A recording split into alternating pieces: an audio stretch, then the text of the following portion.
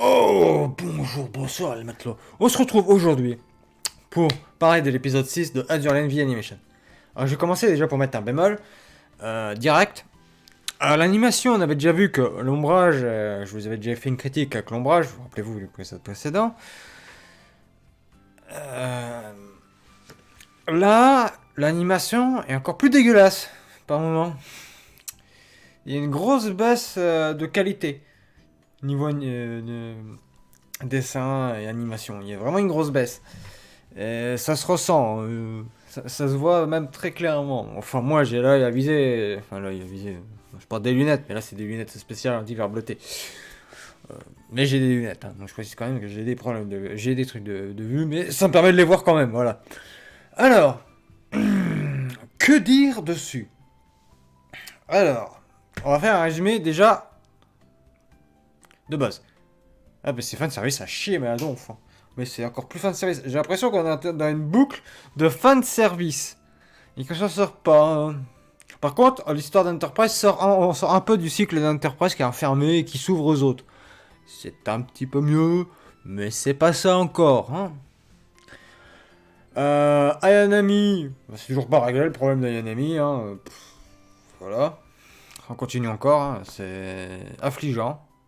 Et on s'oriente vers le projet Orochi qui va être certainement le boss final. Alors, on a vu des navires des navires, on a vu... pas sexe... merde, c'est pareil, c'est un croiseur lourd anglais, là, c'est pas Vertex, non, c'est un fabricant de figurines. Ça se finit par X. London, Montpellier, Denver... on voit le dos d'Anululu, on voit le dos de Arc Royal, on voit les Loli, Kisaragi et compagnie. Je vais pas toutes les dire parce qu'il y a trop de navires. On les voit quasiment toutes. Pour les japonaises, on les voit toutes après avoir passé la première moitié, grosso modo la moitié de l'épisode. On voit tous les autres au mess. Pour ceux qui ne savent pas ce que c'est un mess, c'est une cantine. Ça se dit comme ça. Hein.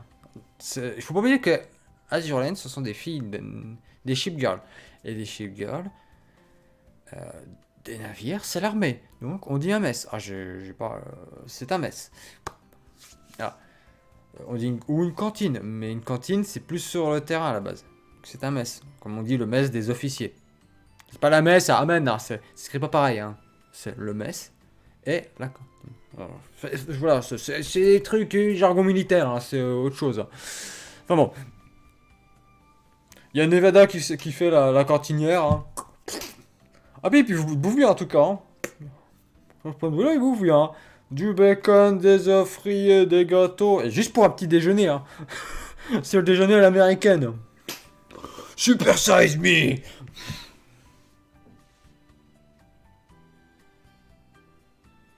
Mais bon, voilà. Sinon, qu'est-ce que j'ai à dire d'autre Ce que j'ai à dire d'autre. Alors, à part ça, Akashi les a rejoints officiellement. Bon, elle participera pas au combat. Elle a ouvert sa boutique. Hein. Allez les gars, on va acheter mes diamants. La boutique d'Akashi. On voit, il y a un plan aussi sur un amphithéâtre. En fait, la salle de cours, c'est qu'on a sur le jeu, mais dans l'anime, c'est un amphithéâtre. Enfin, c'est un amphi. Pardon, je dis un amphithéâtre, ça vient de là à la base, mais le mot. C'est un amphi. Donc, pour ceux qui ne connaissent, comme jamais été à l'université et qui ne connaissent pas ce que c'est un amphi, c'est simple. Vous avez en bas le prof avec son bureau.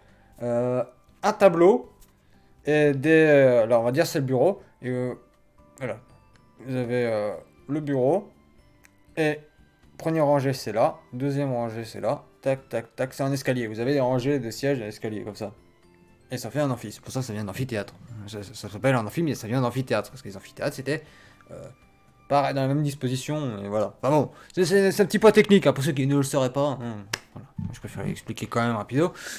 On sait jamais, hein. On sait jamais, hein. Je vous prends pas pour des cons, mais il y en a, ils ne connaissent pas. Hein. Je sais, ça peut choquer, mais bon. Ça, c'est un autre débat. On voit les cours, on voit tout ça, on voit les filles qui sortent de cours. C'est un peu ironique, mine de rien. Euh, Toujours pas d'amiral en vue, en soi. Bon, ensuite pour revenir à l'histoire. On reprend avec Akashi, avec le cube qui... D'ailleurs c'est une petite référence. Le cube arc-en-ciel, qui est dans une boîte T3, noir et rouge, tier 3, qui s'ouvre. Tu sais, vous savez, c'est les boîtes d'équipement. Une petite ref. Avec le cube dedans qui est un peu noirâtre. Enterprise le touche et voit une sorte de prémonition, une vision. Je sais pas, je pourrais plutôt ça une vision, mais c'est un peu, c'est pas très correct. Sur une mer, une sorte de mer par une nuit bleutée. Enfin une mer, même pas une mer, un truc d'eau par une nuit bleutée. Elle regarde machinalement en bois et elle voit Alter Enterprise. Pour ceux qui ne savent pas, c'est Alter Enterprise, son alter ego qu'on voit dans Fallen Wings. Qu'on découvre du moins dans Fallen Wings. Alors pour ceux qui se disent, mais oui, mais l'anime Schizo, il est sorti avant. Il a été commencé avant. Tu nous l'as dit qu'ils étaient commencés avant. Oui, ça se fait pas comme ça. Mais pourquoi il y a Fallen Wings? Alors, pourquoi il y a Fallen Wings? Je vais vous le faire un topo très brief. Fallen Wings est sorti pas l'année dernière. Parce qu'il ne faut pas oublier que Azur Lane est un jeu chinois. Fallen Wings est pas sorti l'année dernière. Il est sorti il y a 2 ans. Plus précisément en juillet, je dis pas de conneries. Il est sorti il y a 2 ans. Voilà. On l'a eu que l'année dernière. Ça si vous explique. Mais il y a 2 ans en Chine, hein, seulement en Chine. Et l'année dernière pour tout le monde. Voilà. J'explique comme ça. Hein. Comme ça, vous comprenez. Par contre, on voit des navires qui sont apparus par la suite. Donc, il y a un petit espoir de voir quelques navires français. Bon, pas italiens, malheureusement c'est trop tard les Italiens. Mais il y a un petit espoir, comme des navires allemands, d'autres navires allemands comme Graf Zeppelin, Tirpitz. Mais il y a un petit espoir. Bon, je pense pas qu'on va Jean Bart. Ok, on sait jamais. Faut pas oublier que l'Event des Françaises, la première fois qu'il est sorti, il a été annoncé en juin. Début juin, il est sorti. Enfin, en juin, il est sorti en juillet. Après un Reagan des Allemandes. Donc voilà. Ensuite, on va passer ça. Elle reprend conscience, Enterprise, et on reprend l'aventure. Elles vont au bain. Il y a Sheffield qui lui montre ses sous-vêtements. Ils sont tous en petite tenue.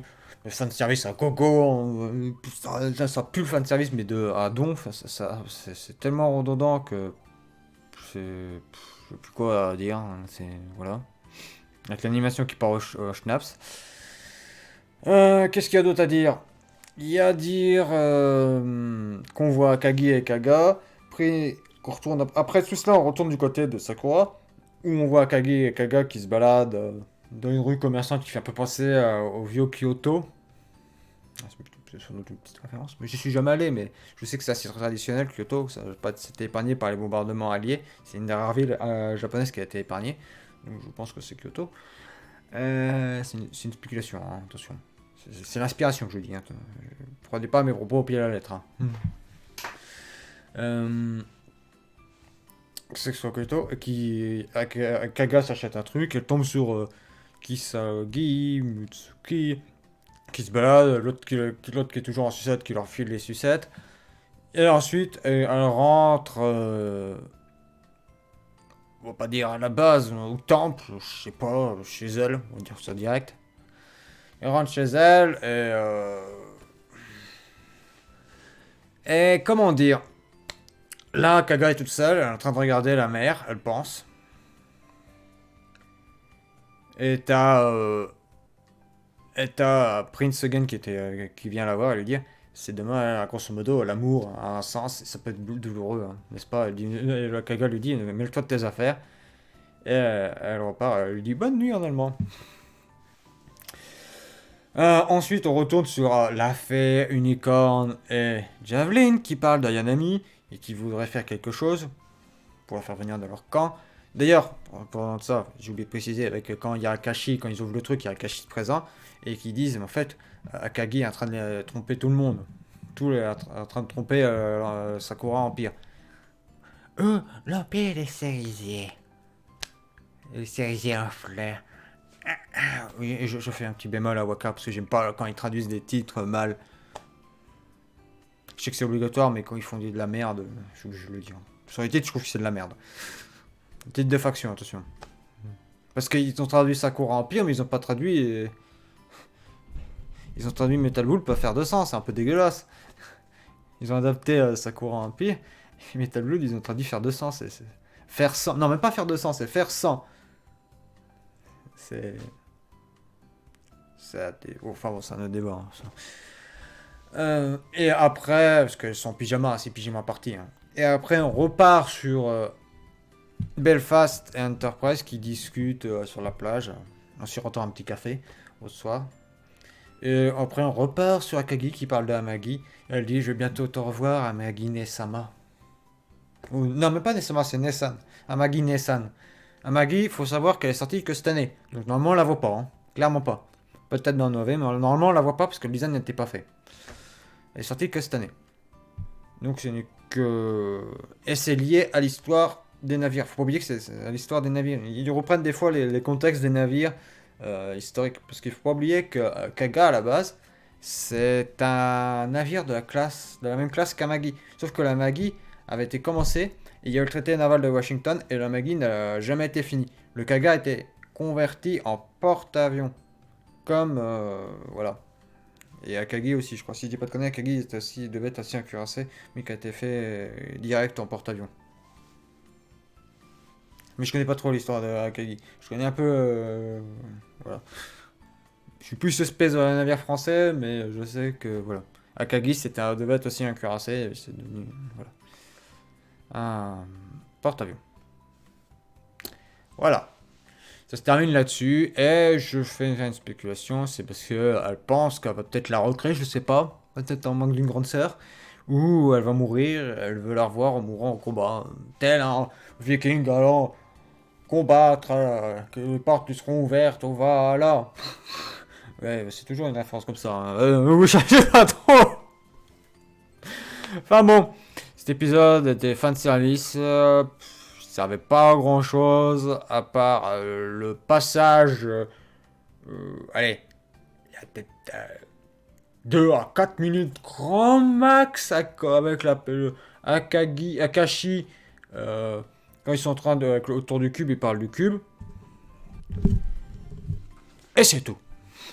Franchement, cet épisode, vous regardez que ça. Vous n'êtes pas largué, hein. Pour la suite, hein. Voilà. C'est tout ce que j'avais à dire. Pour l'instant, ça devient décevant. On tombe dans le cliché que je craignais, et c'est une de mes craintes, c'est que l'anime fasse du mal au jeu. C'est ça qui est dommage.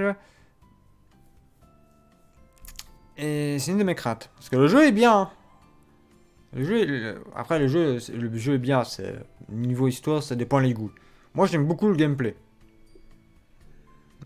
Contrairement à son homologue qui fut le premier, Kankol. Je n'aime pas le gameplay, tout ça. Voilà. Enfin bon. Moi, je vous dis à la prochaine et je vous souhaite une bonne fin de soirée ou de journée. Ça dépend du moment où vous regarderez cette vidéo. Bye bye!